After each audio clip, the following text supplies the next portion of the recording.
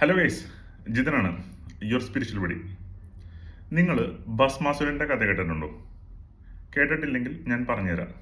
ഭസ്മാസുരൻ എന്ന് പറയുന്നത് ഒരു രാക്ഷസനായിരുന്നു. ഈ രാക്ഷസൻ വർഷങ്ങളോളം തപസ് ചെയ്ത് ശിവനെ പ്രത്യക്ഷപ്പെടുത്തി, എന്നിട്ടൊരു വരം മേടിച്ചു. ആദ്യം ചോദിച്ച വരം ശിവൻ കൊടുത്തില്ല, അത് വേറെ കഥ. കാരണം ആദ്യം ചോദിച്ചത് അമരനായിട്ടിരിക്കണം എന്നായിരുന്നു, അതായത് മരണമില്ലായ്മ. അത് ശിവൻ കൊടുത്തില്ല. രണ്ടാമത് ചോദിച്ച വരമാണ് ആരെങ്കിലും ചൂണ്ടുവിരൽ വെച്ചിട്ട് ഭസ്മാസുരൻ തൊട്ട് കഴിഞ്ഞിട്ടുണ്ടെങ്കിൽ അവൻ മരിച്ചു പോകും, ഭസ്മമായി പോകും എന്നാണ് വരം കൊടുത്തത്. ഈ പറയുന്ന ഭസ്മാസുരന്റെ കഠിന തപസ്സും കഠിന ഇതും കണ്ടിട്ട് ശിവൻ ആ വരം കൊടുത്തു. വരം കിട്ടിയ ഭസ്മാസുരൻ ഇത് ഒന്ന് പരീക്ഷിക്കാന്ന് വെച്ചിട്ട് ശിവന്റെ നേർക്ക് തിരിഞ്ഞു. കാരണം പുള്ളിയുടെ ലൈൻ എന്ന് പറഞ്ഞു കഴിഞ്ഞിട്ടുണ്ടെങ്കിൽ എല്ലാ ദേവഗണങ്ങളെയും തട്ടിക്കളഞ്ഞിട്ട് ഈ പറയുന്ന ഭൂലോകം മൊത്തം പുള്ളി ഭരിക്കണം എന്നായിരുന്നു പുള്ളിയുടെ ലൈൻ. ഇത് കണ്ടു കഴിഞ്ഞപ്പോൾ ശിവൻ അവിടെ നിന്ന് ഇറങ്ങി ഓടി എന്നാണ് കഥ. എന്നിട്ട് നേരെ വിഷ്ണു ലോകത്ത് വൈകുണ്ഠത്തിൽ നിന്നു. വൈകുണ്ഠത്തിൽ വിഷ്ണുവോട് കാര്യങ്ങൾ പറഞ്ഞു. വിഷ്ണു മോഹിനി രൂപം എടുത്തു, ഈ പറയുന്ന ഭൂമിയിലോട്ട് വന്നു, ഈ പറയുന്ന ഭസ്മാസുരനായിട്ട് ഡാൻസ് കളിച്ചു. ലാസ്റ്റ് മൊമെന്റ് ഒരു സ്റ്റെപ്പ് ഇട്ടു, ഈ സ്റ്റെപ്പിൽ ഭസ്മാസുരൻ ആ സ്റ്റെപ്പ് അതേപോലെ ഒപ്പിടിച്ച് കഴിഞ്ഞപ്പോൾ ഭസ്മാസുരൻ ചാമ്പലായിപ്പോയി എന്നാണ് കഥ നിങ്ങൾ കേട്ടത്. ഇത് ശരിക്കും എന്താ നടന്നൊരു കഥയായിട്ട് നിങ്ങൾക്ക് തോന്നുന്നുണ്ടോ? എനിക്ക് ഒട്ടും വിശ്വസിക്കാൻ പറ്റാത്തൊരു കഥയാണ്.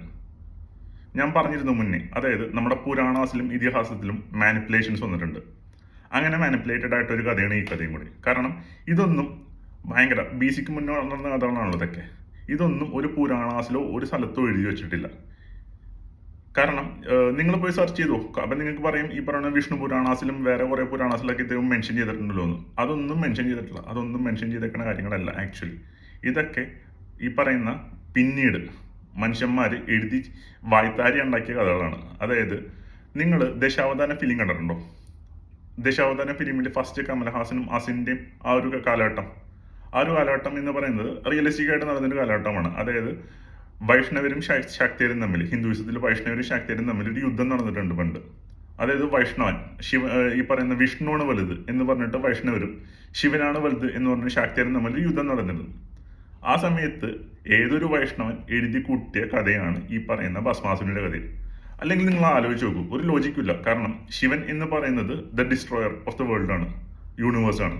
വേൾഡ് അല്ല, യൂണിവേഴ്സ്. ഈ പറയുന്ന ശിവന് ഈ പറയുന്ന തൃക്കണ്ണം തുറന്നു കഴിഞ്ഞിട്ടുണ്ടെങ്കിൽ ഈ പറയുന്ന ഭസ്മാസുരൻ നാമാവശേഷമാണ്. നമുക്ക് എല്ലാവർക്കും അറിയാം.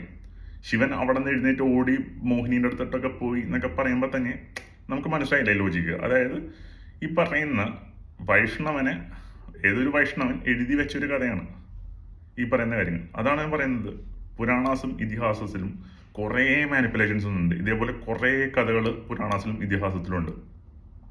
ഇങ്ങനെ പറഞ്ഞു പോയി കഴിഞ്ഞിട്ടുണ്ടെങ്കിൽ കുറേ ഉണ്ട്. ഞാൻ നിങ്ങൾക്ക് ഇൻട്രസ്റ്റ് ആണെങ്കിൽ ജസ്റ്റ് കമൻറ്റ് ചെയ്യൂ, ഞാൻ അടുത്ത കഥയായിട്ട് വരാം, ഇതേപോലത്തെ കഥയായിട്ട് വരാം. ഓക്കെ, അപ്പോൾ അടുത്ത വീഡിയോ കാണാം ഗൈസ്. ബൈ.